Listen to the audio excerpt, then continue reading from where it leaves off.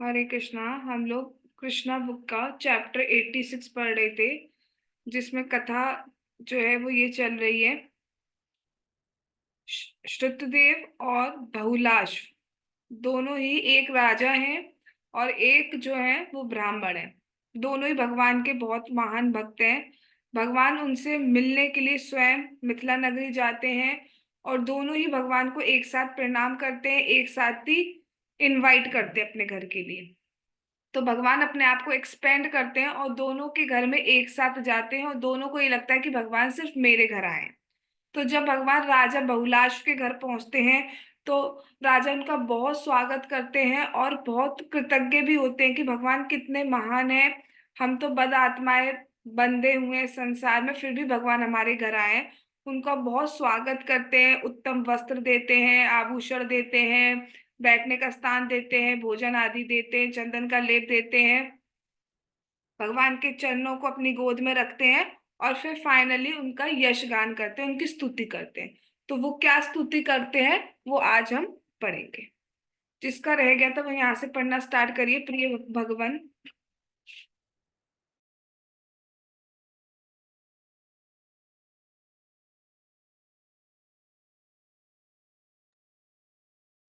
प्रिय भगवान, आप समस्त जीवों के परमात्मा हैं तथा सबके हृदय में निवास करने वाले साक्षी साक्षी के रूप में आपको प्रत्येक जीव के कर्मों का ज्ञान है। जैसा कि हमारा कर्तव्य है, हम सदैव आपके चरण कमलों का चिंतन करते रहते हैं, जिससे कि आपकी शाश्वत सेवा के मार्ग में भ्रष्ट ना होते हुए हम सुरक्षित स्थिति में रह सकें।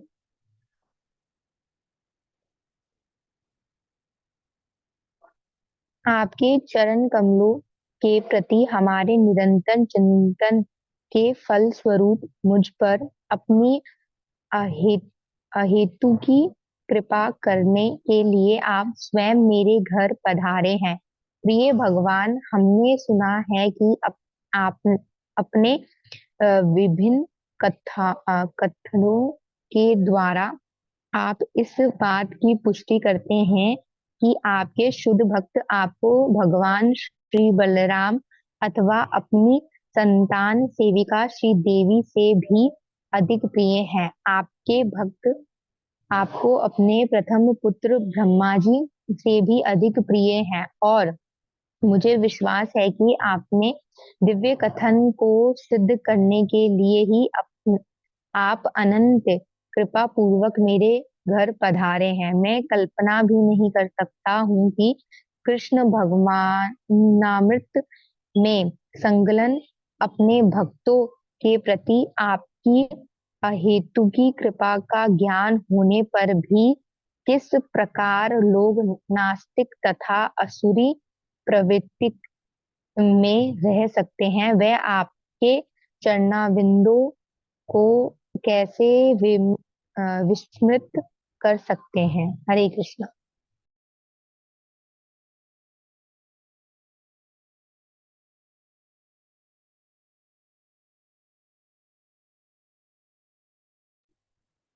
आगे रीड करना है ना? आप म्यूट हो रखे हो ना? म्यूट है। हाँ, नहीं नहीं, यहीं तक पढ़ना है। तो इसमें जो राजा बहुलाश है वो भगवान की स्तुति कर रहे हैं, बहुत ही सुंदर स्तुति कर रहे हैं। पहली बात ये कह रहे हैं क्योंकि आप हमारे हृदय में परमात्मा रूप में प्रेजेंट हैं, सुपर सोल फॉर्म में प्रेजेंट है आप। तो आप सब कुछ जानते हैं, हमें कुछ बताने की जरूरत नहीं है। हम क्या कर्म कर रहे हैं, क्या नहीं कर रहे हैं, क्या मन में सोच रहे हैं, क्या इच्छाएं हैं हमारी, सब कुछ आप जानते हैं। पहली बात। दूसरी बात ये कह रहे हैं कि हमारा सबसे बड़ा उद्धार यही है कि हमारा चित्त, हमारा मन सदैव आपकी भक्ति करने में लगे, आपके चरण कमलों का चिंतन करने में लगा रहे। और अब तो आपकी मेरे ऊपर इतनी कृपा है कि आप स्वयं उन चरण कमलों को लेकर मेरे घर पर उतारे हैं। फिर यहाँ पे एक बहुत सुंदर बात बताई जा रही है कि भगवान अपने भक्तों से कितना प्रेम करते हैं, इतना प्रेम करते हैं कि वो बलराम जी से भी उतना प्रेम नहीं करते। इतना प्रेम करते हैं कि वो लक्ष्मी जी से भी उतना प्रेम नहीं करते। इतना प्रेम करते हैं कि उनका प्रथम पुत्र ब्रह्मा जी है, उनसे भी अधिक प्रेम नहीं करते। इतना अपने भक्तों से प्रेम करते हैं भगवान, ये बात कह रहे हैं। आगे क्या कह रहे हैं, पढ़िए।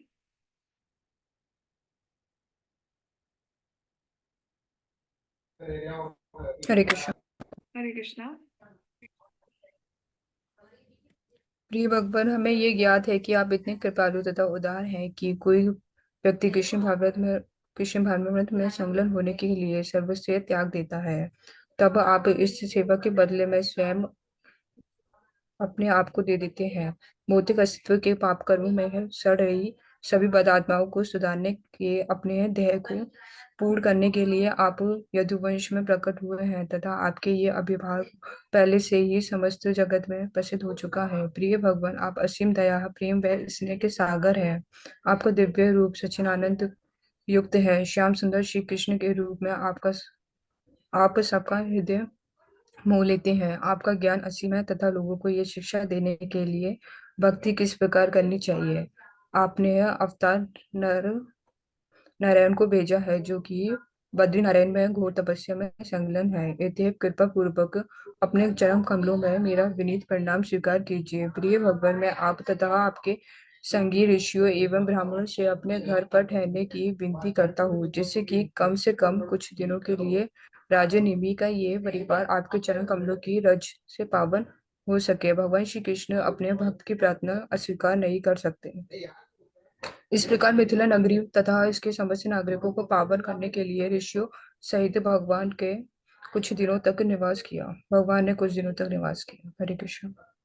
हरे कृष्णा। तो आगे क्या बताए जा रहे हैं कि भगवान आप कितने उदार हैं। भगवान इतने उदार हैं, अगर कोई भगवान से, सबसे गीता में भी कहा गया है कि कोई किसी भी तरीके से अगर भगवान के पास जाता है, अगर आपकी कोई भौतिक इच्छा भी है तो भी अगर आप भगवान कृष्ण के पास जाते हैं, भगवान विष्णु भगवान कृष्ण के पास जाते हैं, तो वो व्यक्ति बहुत धीर है, वो व्यक्ति बहुत उदार है, वो व्यक्ति बहुत समझदार है, बेसिकली कही जाए। अगर आप अन्य किसी देवी देवता के पास जाते हैं तो आप जाते तो भगवान के पास है, लेकिन इनडायरेक्टली हो जाती है बात। लेकिन आप डायरेक्टली अगर भगवान के पास जाते हैं तो बहुत समझदारी की बात होती है, क्योंकि आगे आपका भक्ति पथ स्टार्ट होने हो जाएगा, पहली चीज। दूसरी चीज, अगर कोई किसी भौतिक इच्छा से भगवान के पास नहीं जाता है, वो भक्ति के लिए जा रहा है, तो भगवान ऋणी हो जाते हैं। भगवान को समझ नहीं आता मैं इसको बदले में क्या दूं, इसलिए यहाँ पे क्या लिखा है, स्वयं अपने आप को दे देते हैं। इसलिए जो श्रीमती राधा रानी है, अन्य गोपियां हैं, भगवान उनके ऋणी है। भगवान स्वयं कहते हैं मैं आपका ऋणी हूं, क्योंकि आप जितना प्रेम करती हैं, आप जितना प्रेम करते हैं वो मैं कभी दे ही नहीं सकता, उसके बदले में मैं क्या ही दे सकता हूँ। इसलिए अगर कोई भक्त भगवान से बहुत प्रेम करता है, भगवान से की भक्ति सिर्फ भक्ति के लिए ही करता है, तो भगवान अपने आप को दे देते हैं। अपने आप को देने का अर्थ क्या है, यहाँ पे आपने देखा था ना कैसे अर्जुन के लिए भगवान सारथी बने, कैसे अर्जुन के लिए भगवान दूत बने, कैसे अर्जुन के लिए भगवान बलराम जी के चरणों तक पर गिर पड़े कि इनका विवाह सुभद्रा जी से करा दीजिए। अपने आप को ही दे दिया एक तरीके से। उसके बाद क्या बताया जा रहा है कि भगवान यहाँ क्यों आए। भगवान को कोई जरूरत नहीं है आने की, भगवान की तो सारी इच्छाएं वही पूरी हो रही है। भगवान तो बस इच्छा मात्र करना होता है, सारी शक्तियां उसमें लग जाती है उस कार्य को पूरा करने में। फिर भगवान को यहाँ आने की क्या जरूरत है। भगवान क्यों आते हैं, क्योंकि भगवान दया के सागर है। अगर भगवान नहीं आएंगे तो हमें कैसे पता चलेगा भगवान का नाम क्या है, हमें कैसे पता चलेगा भगवान के अंदर क्या क्या क्वालिटीज हैं, हमें कैसे पता चलेगा भगवान क्या क्या लीलाएं करते हैं, कितने अट्रैक्टिव हैं, हमें कैसे पता चलेगा कि भगवान अपने भक्तों से इतना प्रेम करते हैं, हमें कैसे पता चलेगा भगवान इतने सुंदर हैं। इसलिए भगवान आते हैं हम पे दया करने के लिए, सो दैट आगे चल के हम सब उधर उस टाइम पे जो भक्त प्रेजेंट है उनका तो उद्धार है ही, उनको तो आनंद प्राप्त हो रहा है, लेकिन फ्यूचर हम जैसी बदात्मा को भी एक चांस मिल पाए, सो दैट हम भगवान के नाम, भगवान के रूप, भगवान के गुण, भगवान की लीलाओं को श्रवण कर सकें, सुन सके, भगवान का नाम आदि ले सके और हमारा उद्धार हो जाए। भगवान का एक रूप है नर नारायण का, तो भगवान उस रूप में क्यों आए, ये शिक्षा देने के लिए कि भक्ति कैसे की जाती है। भगवान यहाँ पर भी इस तरीके से आचरण करते हैं सो दैट हमें पता रहे कि कैसे भक्ति की जाती है। भगवान ने भगवत गीता में कहा है यद्यत आचरति श्रेष्ठ तत्त देवे तरोजना। जैसे श्रेष्ठ लोग आचरण करते हैं, वैसे ही जो प्रजाजन होते हैं या उनके फॉलोअर्स जो होते हैं वो उसको फॉलो करते हैं। इसलिए राजा का कर्तव्य होता है, ये एक श्रेष्ठ समाज के श्रेष्ठ व्यक्ति का या किसी एक लीडर का एक कर्तव्य होता है कि वो एक ऐसा आचरण करे, एक ऐसा आइडियल बिहेव करे, सो दैट जितने भी फॉलोअर्स हैं, जितनी भी प्रजा आदि है, वो सही सही रास्ते पर चल सके। तो इसलिए भगवान हमें शिक्षा देते हैं, उस तरीके का आदर्श प्रस्तुत करते हैं। भगवान को सुबह जल्दी उठने की जरूरत नहीं है, लेकिन आप कृष्णा बुक में जब आप पढ़ेंगे ना भगवान कृष्ण की दिनचर्या, तो उसमें आप देखेंगे भगवान जल्दी उठते थे, है ना, कैसे भगवान जल्दी उठते थे, उठने के बाद भगवान स्नान करते थे, है, पूजा आदि करते थे। भगवान को कोई ध्यान आदि करने की जरूरत नहीं, वो अपने ऊपर ही ध्यान करते थे, बस हमें ये शिक्षा देने के लिए कि हमें मॉर्निंग में उठकर करना क्या है, इसके लिए भगवान ये सब करते हैं, राइट। तो भगवान हमें एक ऐसा आचरण करके बताते हैं या भक्तों के थ्रू दिखवाते हैं, सो दैट हमें पता चले कि हम कैसे उन तक पहुंच सकते हैं। फिर उसके बाद जो राजा थे उन्होंने कहा कि उन्होंने बहुत बहुत ज्यादा विनती की कि आप कुछ दिन यहाँ रहिए। भगवान अपने भक्तों की बात को स्वीकार करी और भगवान कुछ दिन मिथिला नगरी में ही राजा के घर में रहे, और अकेले नहीं रहे, उनके साथ जितने भी ऋषि थे, अत्रि आदि पढ़े थे ना हमने, उन सब के साथ भगवान वहां पे रहे। अब ये तो राजा की बात हुई, लेकिन हमने कल पढ़ा था भगवान ब्राह्मण के घर, यानी कि श्रुतदेव के घर भी भगवान गए थे, तो उधर जाकर भगवान ने क्या किया है वो हम देखते हैं। चलिए पढ़िए नेक्स्ट, इसी मध्य से पढ़िए।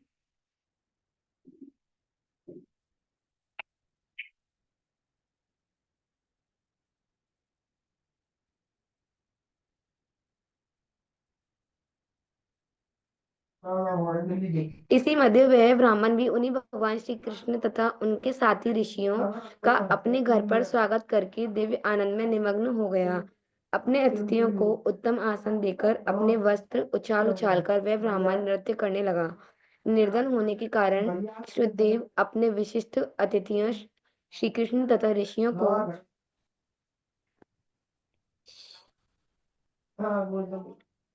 केवल गद्दे पीढ़े तथा चटाई आदि ही आसन के रूप में दे सका, किंतु उसने अपनी सामर्थ्यवर उस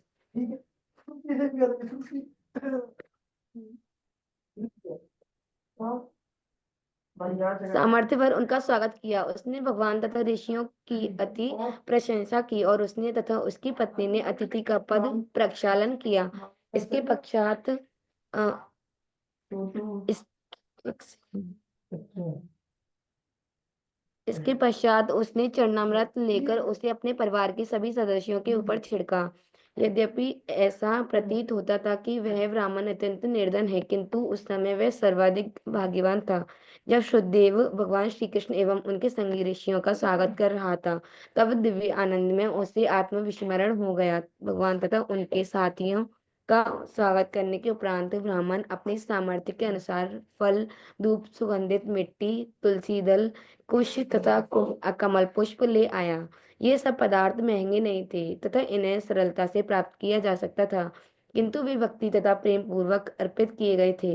अतः भगवान श्री कृष्ण एवं उनके साथियों ने उन्हें अत्यंत प्रसन्नता पूर्वक ग्रहण किया, क्योंकि वह भोजन अत्यंत भक्ति तथा प्रेम पूर्वक अर्पित किया गया था। जब भगवान श्री कृष्ण तथा उनके पार्षद इस प्रकार भोजन ग्रहण कर रहे थे, तब ब्राह्मण शुद्धदेव इस प्रकार विचार कर रहा था, मैं गृहस्थ जीवन के एक गहरे अंधकूप में पतित हो गया हूँ और एक अत्यंत अभागा व्यक्ति हूँ। फिर यह किस प्रकार संभव हुआ कि भगवान श्री कृष्ण तथा उनके पार्षद महर्षिगण मेरे घर पधारे, जिनकी उपस्थिति मात्र किसी स्थान को इतनी पावन कर देती है जितना कि तीर्थ स्थान। जब ब्राह्मण इस प्रकार विचार कर रहा था, तो अतिथियों ने अपना भोजन समाप्त किया तथा वे अत्यंत सुखपूर्वक बैठ गए। उसी समय ब्राह्मण श्रुतदेव, उसकी पत्नी तथा संतान एवं अन्य संबंधी सम्मानित अतिथियों की सेवा करने के लिए वहां उपस्थित हुए। भगवान श्री कृष्ण के चरण कमलों का स्पर्श करते हुए ब्राह्मण ने कहना हरे प्रारंभ कृष्णा। किया। हरे कृष्ण। हरे कृष्ण। तो एट द सेम टाइम जब भगवान बहुलाश राजा के घर गए, उसी समय भगवान श्रुतदेव ब्राह्मण के घर भी गए। अब एक तरफ तो राजा है, तो राजा के पास तो बहुत धन धान्य है, तो उन्होंने अपनी सामर्थ्य के अनुसार भगवान को बहुत ही सुंदर आसन दिया था, आभूषण आदि दिए थे, बैठने का बहुत सुंदर स्थान, और भोजन में भी बहुत सारे पदार्थ व्यंजन दिए थे। लेकिन जो ब्राह्मण है श्रुतदेव, वो निर्धन ब्राह्मण है, लेकिन स्वागत में कोई कमी नहीं है। प्रेम के साथ, भक्ति के साथ और अपनी सामर्थ्य के अनुसार जो कुछ है उन्होंने वो दिया। सबसे पहले भगवान आए तो वो इतने प्रसन्न हुए कि उछल उछल कर नृत्य करने लगे। उसके बाद सबसे पहले भगवान आए तो भगवान के चरणों को धोआ, फिर वो चरणामृत लिया, सर पे छिड़का, अपने परिवार वालों को भी दिया। उसके बाद भगवान को गद्दे जो भी था उनके पास वो बैठने के लिए आसन दिया। अब आप एक तरफ ये देख रहे हो, एक तरफ राजा क्या भगवान का स्वागत हो रहा है, एक तरफ निर्धन ब्राह्मण के हो रहा है, लेकिन भगवान उसी प्रसन्नता के साथ दोनों जगह एक्सेप्ट कर रहे हैं। क्यों? क्योंकि प्रेम पूर्वक दिया जा रहा है। भगवान को कुछ लग्जूरियस इन सब से मतलब नहीं होता है, भगवान को मतलब होता है प्रेम से। भगवान को मतलब है सिर्फ प्रेम से। आप बहुत बढ़िया चीजें लगा दे रहे हो भगवान के सामने, लेकिन घमंड रख रहे हो, प्रेम से नहीं दे रहे हो, जगत को दिखाने के लिए दे रहे हो। फोटो ले लेके आप सोशल मीडिया पे अपलोड कर दे रहे हो, ये 56 भोग लगाए, ये लगाए, ये लगाए। उससे वाकई में क्या भगवान प्रसन्न होते हैं, ये हमें सोचना चाहिए। दूसरी साइड, आपके पास कुछ नहीं है, लेकिन आप तुलसी दल, तुलसी पत्ता, जल, पुष्प ये लाके भगवान को दे रहे हो, प्रेम से दे रहे हो कि कृपया आप स्वीकार कीजिए, तो वास्तव में भगवान स्वीकार कर रहे हैं। ये नहीं कहा जा रहा कि कोई भी लग्जरियस आइटम लगाया जा रहा है तो दैट मीन्स हम घमंड कर रहे हैं, ऐसा नहीं है। ठीक है, ऐसा बिल्कुल भी नहीं कहा जा रहा है। कई बार हम अच्छे अच्छे जो भी हमारा सामर्थ्य है वो अच्छे से अच्छा आइटम हमें लगाना चाहिए। कई बार हम सोचते हैं कि अच्छा भगवान तो सिर्फ तुलसी से पसंद हो जा रहे हैं। आपकी सामर्थ्य थी कि आप भगवान को सुंदर रेशमी वस्त्र दे सकते थे, आपकी सामर्थ्य थी कि आप भगवान को आभूषण भी दे सकते थे, लेकिन आपने सोचा तुलसी दल से काम चल जाएगा तो मैं और क्यों दूं। तो दैट इज कृपणता, मतलब कंजूस, कंजूसपना कहा जाएगा उसको। उसको सही नहीं कहा जाएगा। अपनी सामर्थ्य हम सब जानते हैं, अपनी सामर्थ्य के अनुसार देना चाहिए, वो ही वास्तव में प्रेम है। जैसे कि एक बहुत छोटा एग्जाम्पल देती हूँ, और आप सबने अपने घरों में देखा होगा, क्योंकि अक्सर देखा जाता है मदर्स ऐसा करती हैं। कोई चीज बहुत अच्छी चीज, अच्छी क्या मतलब, कोई भी मिठाई हो गई फॉर एग्जाम्पल, या कुछ बनाया वो कम पड़ गया, तो क्या करेंगी? कोई बताना चाहेगा क्या करती है मदर लोग? हरे कृष्णा। हरे थोड़ा सा कृष्णा। देके और उसको मतलब रख देते हैं छुपा के कि मतलब थोड़ा थोड़ा खाते रहना, एक बार में पूरी मत खाओ।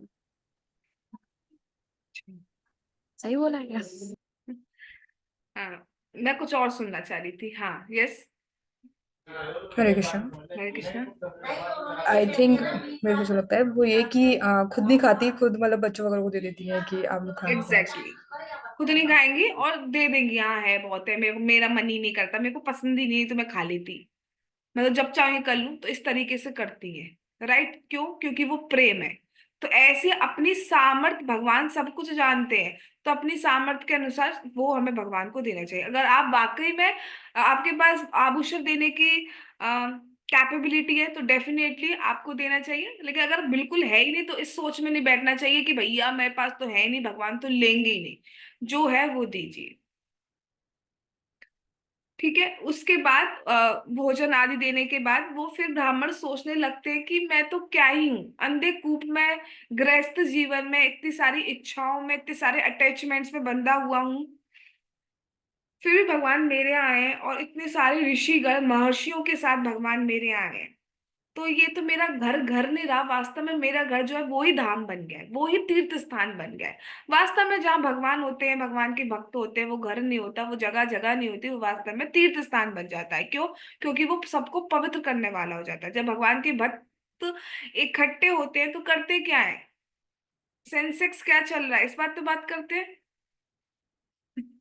नहीं, क्या करते हैं? कीर्तन करते हैं, कथा करते हैं, भगवान कितने सुंदर लग रहे हैं, भगवान के रूप पे बात करेंगे, इस टाइप की कोई बात करते हैं, जिससे सबका पवित्र, सब पवित्र होते हैं। उसके बाद बहुत स्वागत किया गया भगवान का, और पूरी तरीके से जब खा पी लिए भगवान, तो उसके बाद वो चरण स्पर्श करते हैं, और जैसे बहुलाश ने स्तुति की थी, अब ये भी कुछ कहना स्टार्ट करेंगे भगवान के यशोगान में। तो पहले लेट मी चेक। हाँ, ये पैराग्राफ तो कंप्लीट कीजिए, यहाँ से पढ़िए कोई, भगवान कृष्ण के चरण कमलों का स्पर्श। हरे कृष्णा। हरे कृष्णा। भगवान श्री कृष्ण के चरण कमलों का स्पर्श करते हुए ब्राह्मण ने कहना प्रारंभ किया, प्रिय भगवान, आप पुरुषोत्तम है, श्रेष्ठतम व्यक्ति हैं। आप व्यक्त तथा अव्यक्त भौतिक सृष्टि से अतीत हैं। इस भौतिक जगत तथा बद्धात्माओं की गतिविधियों का आपके पद से कोई संबंध नहीं है। हम यह समझ सकते हैं कि ऐसा नहीं है कि आपने आज ही मुझे अपने दर्शन दिए हैं। सृष्टि के सही है, प्रारंभ से ही परमात्मा के रूप में आप समस्त जीवों के साथ हैं। हरे यस, तो बहुत सुंदर बात कह रहे हैं। क्या कह रहे हैं? आप पुरुषोत्तम हैं। बहुत पुरुष हैं जगत में, लेकिन अगर बात किया जाए उत्तम पुरुष की, उत्तम से उत्तम सर्वोत्तम पुरुष अगर बात किया जाए, तो वो कौन है? स्वयं आप है, क्योंकि आपसे ही सब कुछ आया है। आप आदि कारण है, हर चीज के कारण आप है। श्रेष्ठतम व्यक्ति है, सबसे श्रेष्ठ व्यक्ति हैं आप। अब इसका अर्थ भगवान आदि है, तो कुछ लोग क्या करेंगे? भगवान को बूढ़ा सा दिखा देंगे। भगवान बूढ़े नहीं है, सबसे आदि है, सबसे पुरातन है, स्टिल नव यौवन है। हमेशा हमेशा किशोर अवस्था में रहते हैं भगवान कृष्ण। कभी बूढ़े नहीं होते कि झुर्रियां आ गई हो, डंडा लेके चलना पड़ रहा हो। ऐसा नहीं होता भगवान के साथ।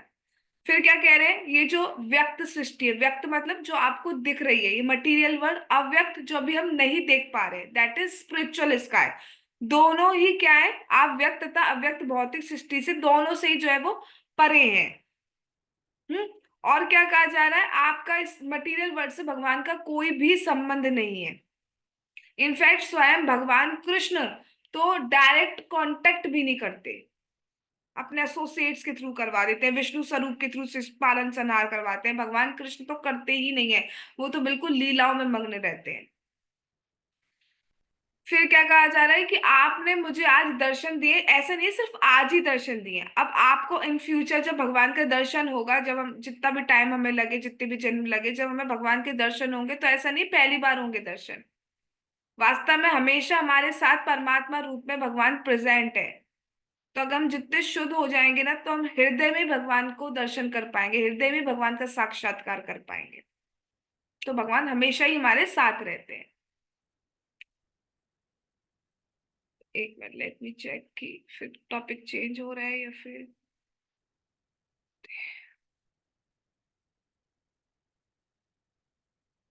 हाँ, अभी वो आगे स्तुतियां ही कर रहे हैं, तो स्तुतियां तो लंबी जाएंगी, और स्तुति समझने वाली बात भी है। हम्म।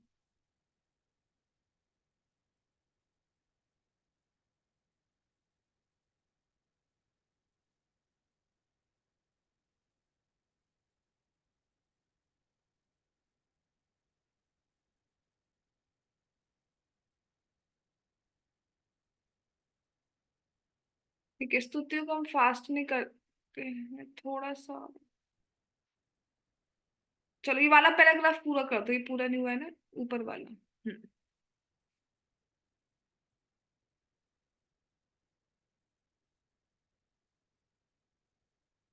यहाँ से दोबारा पढ़ो, यहाँ से पढ़ो ब्राह्मण का ये कथन।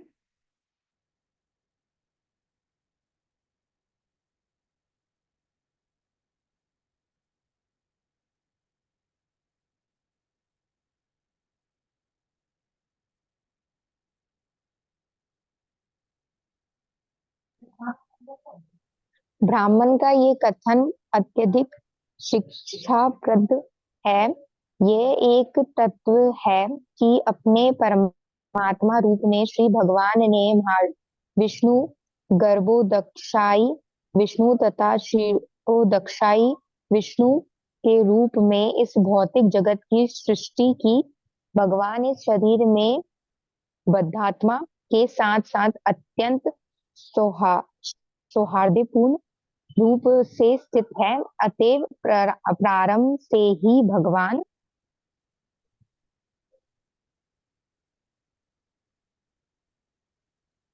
प्रत्येक जीव के साथ है, किंतु जीवन की अपनी भ्रामक धारणा के कारण जीव ये तत्व समझ नहीं पाता है, किंतु जब उसकी यह भ्रामक धारणा कृष्ण भावनामृत में परिवर्तित हो जाती है, तब वह तत्काल ही समझ सकता है कि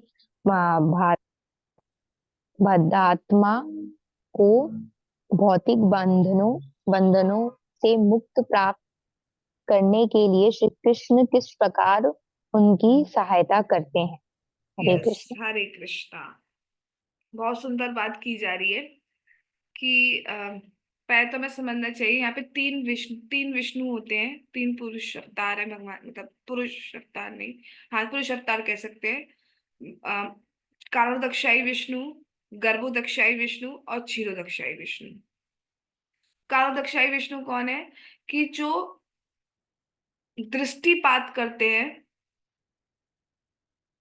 प्रधान पर, और उसके बाद सृष्टि होती है, ब्रह्मांडों की रचना होती है। एक तरीके से रचना क्या मतलब, वो आते ही हैं, ये समझ लीजिए।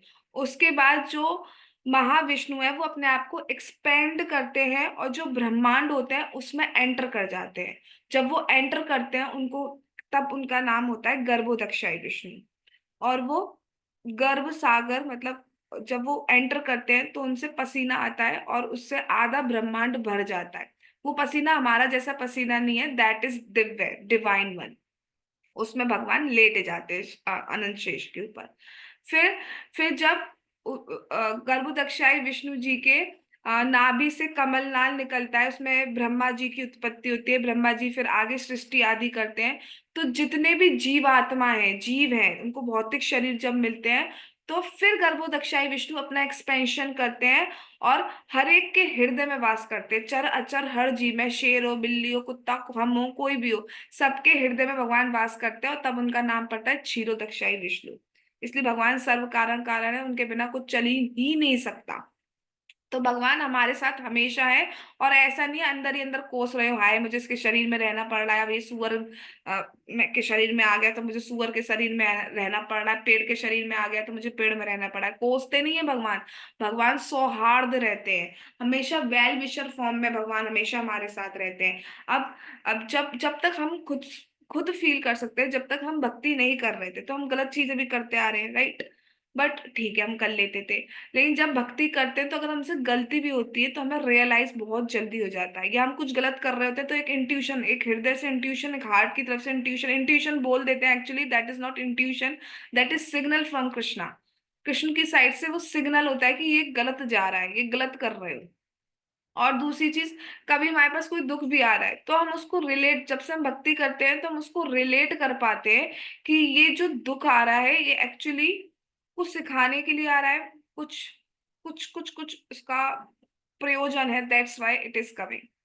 हम समझ पाते हैं, वरना पहले तो वाई मी, मैंने तो कुछ किया ही नहीं है, वाई मी चलता रहता है। बट अब ये हो जाता है कि हाँ थोड़ा सा हम रिलेट कर पाते हैं, जितना हम ज्यादा भक्ति के स्तर पे आगे बढ़ते जाएंगे लेवल पर, उतना ज्यादा और रिलेट कर पाएंगे, समझ पाएंगे चीजें। तो इस तरीके से वो बहुत सुंदर प्रार्थनाएं कर रहे हैं, आगे भी बहुत सारी प्रार्थना कंटिन्यू की है, वो भगवान ने चाहा तो हम कल देखेंगे। जगत गुरु श्रीला प्रभुपाद की जय, कृष्णा बुक की जय, श्री श्री गौर निताई की जय, श्री श्री कृष्ण बलराम की जय, श्री श्री ललिता विशाखा राधे श्याम की जय, श्री वृंदावन धाम की जय, हरे कृष्ण महामंत्र की जय, निताई गौर प्रेमानंदे हरि हरि बोल, श्री जगन्नाथ श्री बलदेव श्री सुभद्रा महारानी की जय। हरे कृष्णांचा कल्पतरुभ्यश्च कृपा सिंधु भैर्चा पतितानां पावनेभ्यो वैष्णवेभ्यो नमो नमः। All glories to assembled devotees. Hare Krishna Krishna Krishna Hare Hare, Hare Ram Ram Ram Hare Hare. Thanks for coming.